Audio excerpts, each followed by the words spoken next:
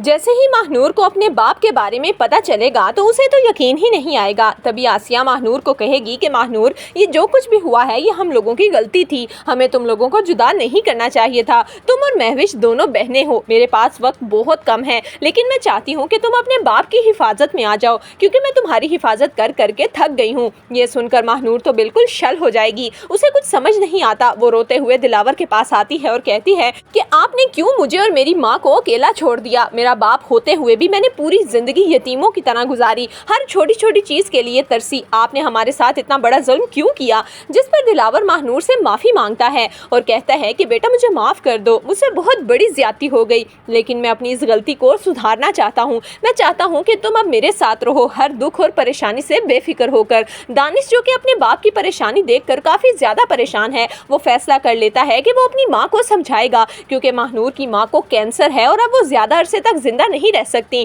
तो जब तक वो जिंदा है वो उन लोगों का पीछा छोड़ दें। दानिश अपने बाप को कहता है, डैड मैं आपके साथ हूँ, हम महानूर को अपने पास रखेंगे। आसिया आंटी की तबीयत ठीक नहीं है। ये सुनकर दिलावर का तो सीना चौड़ा हो जाता है। वो फहर से अपने बेटे को गले लगाता है और कहता है कि दानिश, तुम्हारा बहुत शुक्रिया, तुम्हारे इन अल्फाज की वजह से मुझे बहुत हौसला मिला है। दिलावर घर जाता है और महविश को कहता है, महविश मुझे तुमसे एक जरूरी बात करनी है। जिस पर महविश कहती है, डैड कहिए। मुनीसा आंटी भी कह रही थी कि आपने कुछ किया है, लेकिन उन्होंने मुझे बताया नहीं। यह सुनकर दिलावर कहता है कि ठीक है महविश, उठो, मुझे तुम्हें किसी से मिलवाना है। महविश अपने बाप के साथ आती है। दिलावर उसे सीधा हॉस्पिटल लेकर आता है और आसिया से मिलवाता है। महविश को यह देखकर बहुत गुस्सा आता है और वो चीखते हुए कहती है कि आप मुझे इस औरत से क्यों मिलवाने लेकर आए हैं। क्या आप नहीं जानते कि इस औरत ने और इसकी बेटी ने मिलकर मेरी सारी खुशियां खा दी। जिस पर दानिश कहता है, महविश आराम से बात करो, उनकी तबीयत ठीक नहीं है। ये सुनकर दिलावर भी कहता है कि महविश हौसले से काम लो। लेकिन महविश गुस्से से कहती है कि आखिर आप दोनों को इस औरत से इतनी हमदर्दी क्यों है।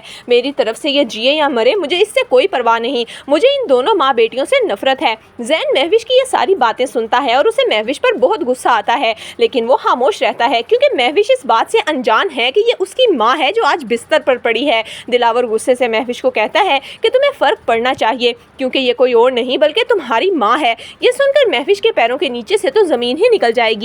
तो दोस्तों, आपके ख्याल में क्या महविश सच सुनने के बाद महानूर से अपना ताल्लुक ठीक कर पाएगी, या फिर वो महानूर और आसिया को और भी ज्यादा तकलीफ देगी? आपके इस बारे में क्या राय है, हमें कमेंट्स में जरूर दीजिएगा।